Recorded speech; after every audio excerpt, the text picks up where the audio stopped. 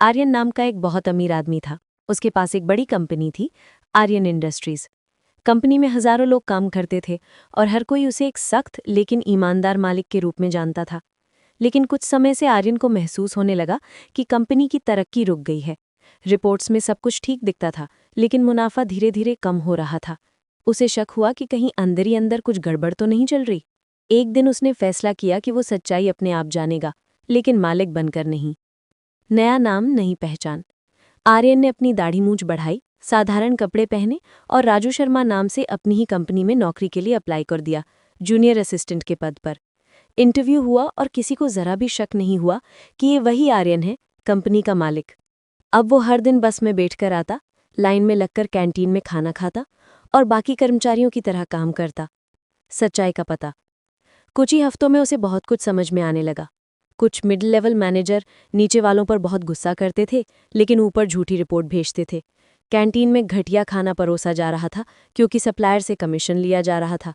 और सबसे बड़ी बात कि एक सीनियर अधिकारी कंपनी के पैसे अपने निजी अकाउंट में ट्रांसफर कर रहा था। राजू यानी आर्यन ने सबूत इकट्ठे किए।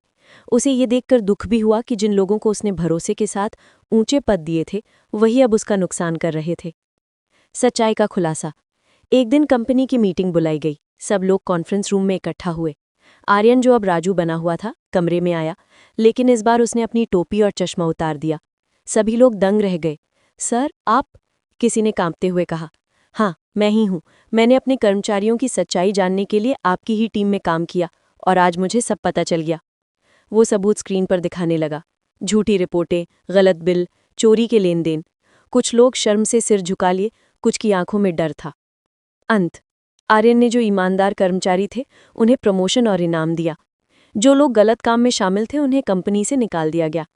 फिर उसने कहा कि मैंने सीखा है कि हर बड़ा इंसान तभी बड़ा बनता है जब वो नीचे वालों की तकलीफ को खुद महसूस करे। उस दिन के बाद आर्यन इंडस्ट्रीज पहले से भी ज्यादा सफल हो गई और आर्यन हर महीने एक दिन राजू बनकर काम करने आता, ताकि कभी सच्चाई से दूर न हो जाए। क्या आप